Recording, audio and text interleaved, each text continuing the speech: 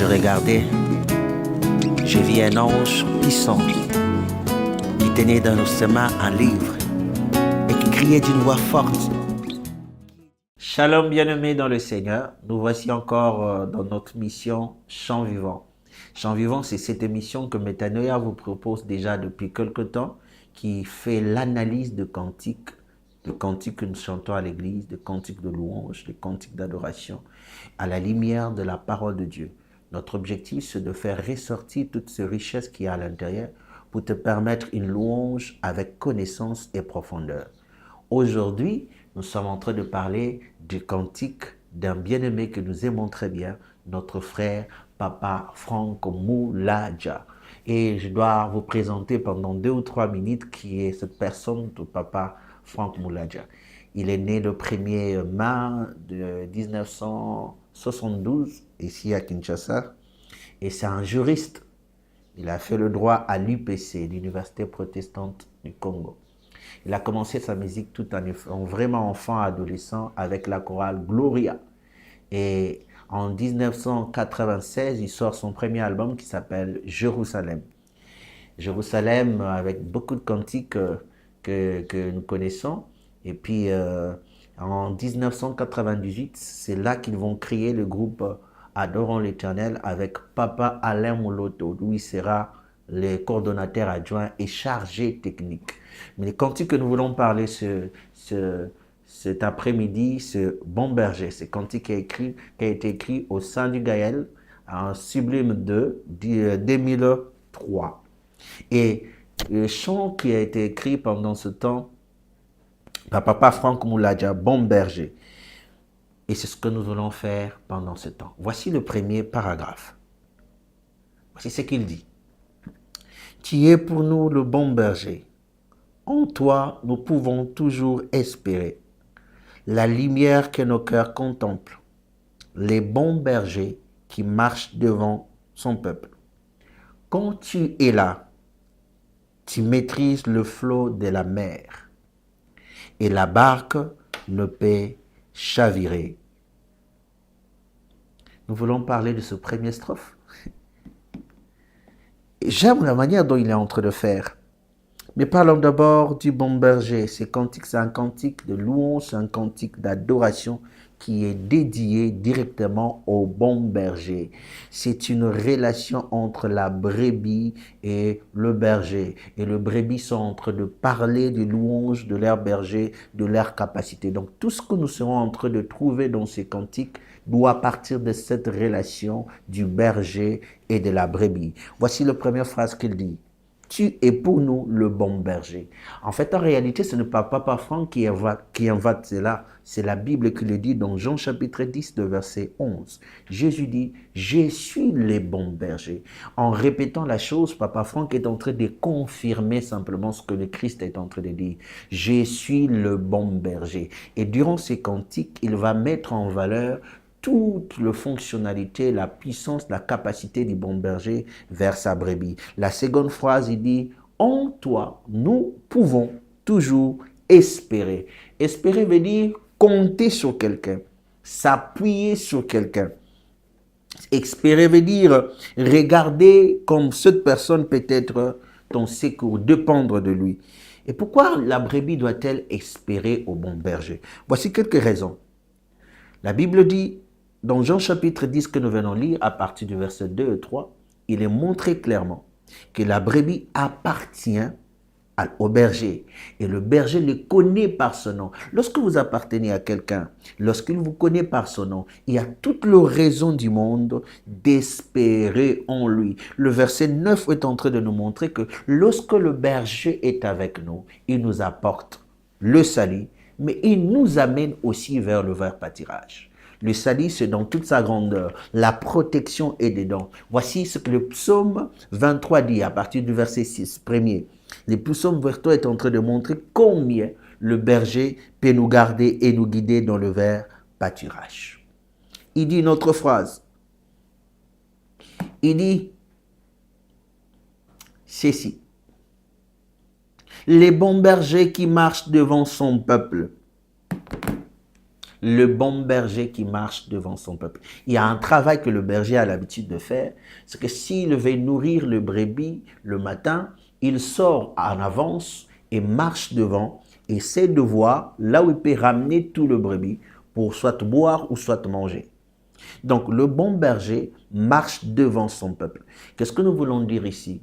Dieu étant que bon berger, Christ étant que bon berger, il sait comment rassurer déjà notre lendemain, notre avenir, parce qu'il est passé devant afin de pouvoir nous préparer à suivre ses traces. Vous savez, Dieu, quand on parle aussi de l'omniprésence de Dieu, ce qu'il veut dire là-dessus, ce n'est pas simplement que Dieu soit présent partout, mais il est présent dans les temps. Il est présent au passé, il est présent au présent et il est présent au futur. Donc, il doit s'assurer de notre futur. Souvenez-vous ce qu'il est écrit dans la parole, qu'il a un projet pour nous, un projet de bonheur et non de malheur, pour nous donner futur de l'espérance. Donc, le bon berger doit marcher devant son peuple. C'est exactement ce que Moïse a demandé à Dieu quand il dit, si tu ne marches pas au-devant de nous, nous ne serons pas en train de nous déplacer nous-mêmes. L'avantage que le berger marche au-devant de vous, c'est qu'il peut rassurer notre sécurité. Il rassure notre lendemain. Il nous protège de tout le danger. Les bergers se faire passer ses bontés devant nous. Il dit, quand tu es là, tu maîtrises le flot de la mer. J'étais en train de dire au début ici que nous serons en train de voir le rôle du bon berger. Par rapport dans ces cantiques, on est en train d'élever le rôle du bon berger. Mais Papa Franck prend un verset de la Bible qui parle de ce moment où Jésus était avec ses disciples dans la mer. Et en ce moment-là, le bateau commençait à mouvoir. Le seul qui avait la capacité de l'arrêter, c'était le bon berger. Qu'est-ce qu'il veut nous dire ensemble ici? Il veut nous dire, quel que soit ce qui nous arrive dans la vie, quelles que soient les difficultés qui nous arrivent, si le bon berger est avec nous, il sait parler aux circonstances. La Bible me dit, même quand je vais être dans la mer ne me submergera pas. Même quand je vais être dans le feu, je ne serai pas brûlé. La présence du berger nous rassure. Il dit dans la parole, quand les loups vont venir, c'est lui qui peut se défendre. Le mercenaire ne peut pas le faire, mais lui, le berger, il sait défendre parce qu'il va donner jusqu'à sa vie pour ce brebis. Il continue. Tu es pour nous le guide parfait. Waouh! Quand il maîtrise le flot de la mer, il devient aussi le guide parfait. La Bible montre comment l'Éternel est en train de nous conduire. Lorsqu'il sort les brebis de l'enclos, il le conduit, il reste devant eux, il le conduit. J'aimerais vous dire une chose, quand Christ est notre Seigneur, quand Christ est notre Roi, il nous conduit. Non pas simplement qu'il laisse sa lumière venir sur nos chantiers, mais il est avec nous, il nous conduit. Il nous conduit où? Il nous conduit dans son royaume, comme il est en train de dire. Il nous conduit dans sa volonté, il nous conduit. Voici ce qu'il dit, je suis le chemin, la vérité et la vie. Le mot chemin qu'il y a à cet endroit-là, ce n'est pas simplement une route, mais c'est aussi penser au moule. Quand on fait de briques, le moule qu'on fait de briques. Donc Christ est le modèle qui nous conduit à suivre le Père. Voilà ce que Papa Franck est en train de nous dire ici, ce que ce cantique est en train de nous dire, ce que le bon berger sera le modèle pour la brebis. La Bible dit, le brebis reconnaît sa voix. Le bon berger est notre modèle. Christ est notre protection. Christ est notre assurance sur ce chemin que nous sommes en train de parcourir. Il nous amène où? Le psaume est en train de dire qu'il nous amène dans le vert pâturage. Il nous amène dans les eaux paisibles. Il nous amène vers sa justice. Quelle est donc la justice du bon berger? Si ce n'est que l'amour déployé, et pour nous particulièrement, il a déployé tout cet amour par l'œuvre de la croix. Waouh! Quel amour qu'il a manifesté à l'œuvre de la croix. Ces deux parties déjà nous montrent la grandeur du bon berger. Mais j'aime quand il parle du refrain. Qu'est-ce qu'il est en train de dire dans son refrain? Papa Franck est en train de répéter ceci. Tes savoirs devant nous rassurent, la gloire qui couvre nos parcours. Lorsqu'on a le bon berger on est rassuré. Quels que soient les dangers, quelles que soient les difficultés, savoir que le bon berger est devant nous rassure. Vous savez, quand vous êtes conduit par quelqu'un à qui vous avez confiance, en qui vous avez foi, vous êtes dans l'assurance. Le bon berger nous rassure. Tes savoirs devant nous rassurent, la gloire qui couvre nos parcours. Lorsqu'on est dans un parcours, l'objectif c'est d'atteindre là où nous sommes en train de partir. Lorsque nous atteignons à ce niveau-là, on peut dire qu'on est arrivé dans la gloire. Mais aussi la gloire qui couvre le parcours, comme le bon berger a conduit Israël. Pendant tout un temps, la gloire de Dieu était en permanence. Souvenez-vous que Christ a dit, je ne vous délaisserai pas, vous ne serez pas seul. À tout moment, il est avec vous. Vous avez déjà vu un berger qui abandonne sa brebis et parti. Non, Jésus dit, même s'il était venu, même si c'était une seule brebis qui serait perdue, il allait chercher. En tout cas, je voudrais que tu considères l'œuvre de la croix comme si Christ l'a accompli uniquement pour toi. Uniquement pour toi, pour te ramener sur le chemin. Et ces bons bergers méritent notre louange, notre adoration. Cet après-midi, nous sommes venus vous présenter un bon berger. Je voudrais pas, avant de continuer, vous dire une chose. Vous remarquerez qu'à chaque instant qu'il est en train de chanter, il parle non pas tu es pour moi un bon berger, il dit toujours tu es pour nous un bon berger. Ça veut dire que la brebis, pour qu'il puisse évoluer très bien, il doit être accompagné d'autres brebis. J'aimerais avant que tu continues d'adorer à travers ces cantiques du bon berger. As-tu d'autres brebis, de frères et de sœurs avec qui tu partages la chaleur du berger? Tu ne peux pas être chrétien, tu ne peux pas être dans l'enclos du bon berger sans être en communion avec d'autres bergers. Bien-aimé dans le Seigneur, il est bon de célébrer Dieu seul, mais partager dans la communauté, c'est vivre pleinement la grâce de Dieu. Tu peux être en communion avec les autres qui vont partager la grâce avec toi. Est-ce que tu as une église d'attache? Tu vas aller adorer ce dimanche? Ou tu es parti déjà adorer? Mais tu es parti adorer où? Est-ce que tu as de frères et de sœurs avec qui tu partages la vie chrétienne, où vous partagez ensemble ce moment du bon berger, où vous parlez du bon berger? Parce que le bon berger dit dans sa parole, il dit aux apôtres, il dit, j'ai encore d'autres brebis qui ne sont pas encore dans cet enclos. C'est vrai qu'il parlait de nous, le païen qui devait entrer dans sa bergerie, mais il est important, et tant que brebis, que tu passes du temps avec les autres brebis, ensemble avec le bon berger. Donc, il dit, c'est là pour que nous puissions comprendre qu'il n'y a aucune brebis qui peut mener sa vie chrétienne seule. Nous avons besoin de célébrer le bon berger. Et d'ailleurs, la Bible dit qu'il est doux et agréable aux frères de demeurer ensemble. Parce qu'il y a une huile qui coule là-bas. Quand le berger est là, il n'est pas pour une seule brebis. Il est pour tous les brebis qui sont auprès de lui. Donc, j'aimerais dire que le brebis dont on parle dans ces cantiques, ce sont le racheté du Seigneur.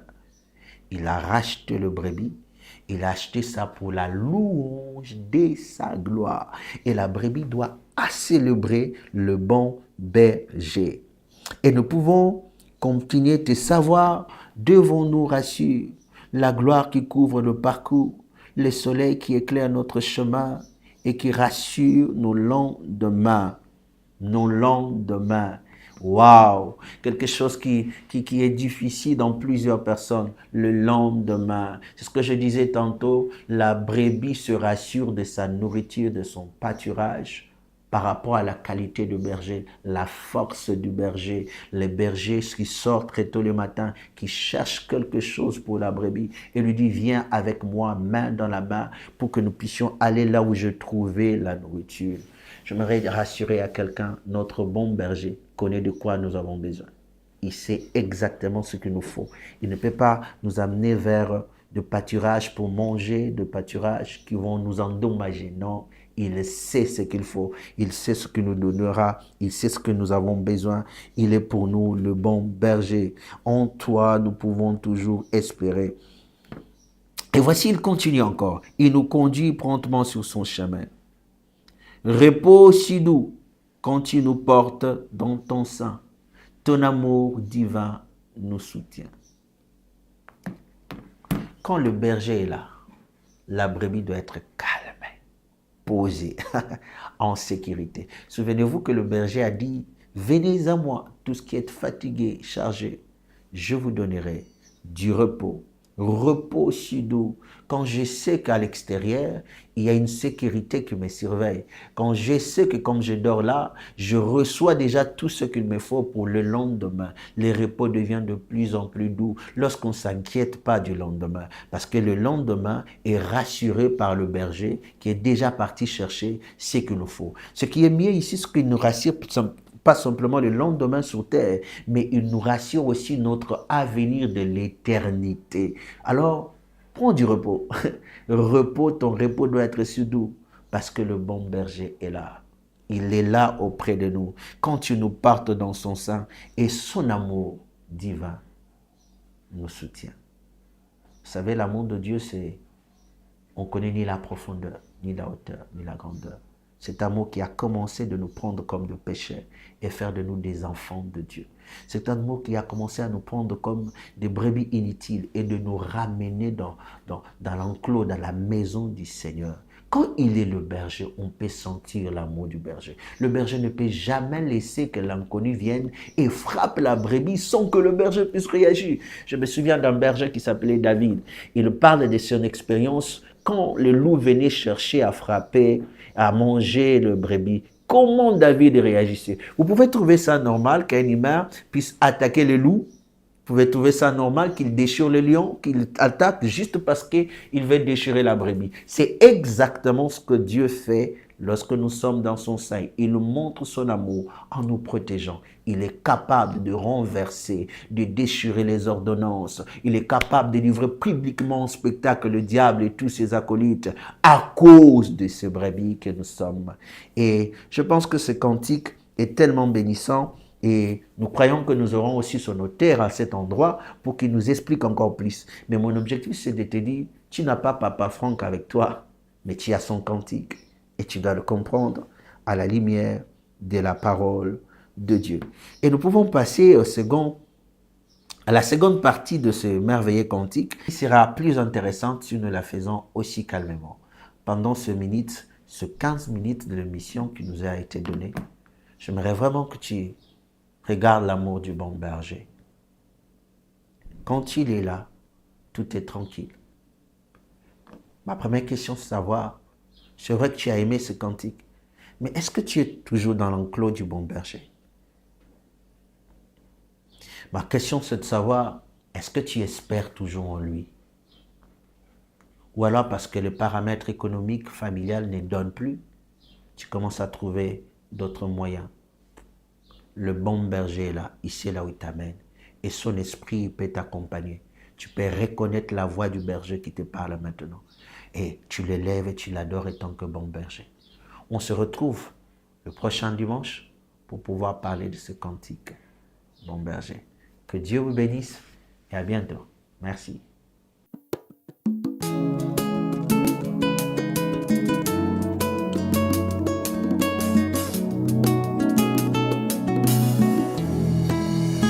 Et je regardais, je vis un ange puissant qui tenait dans ses mains un livre et qui criait d'une voix forte.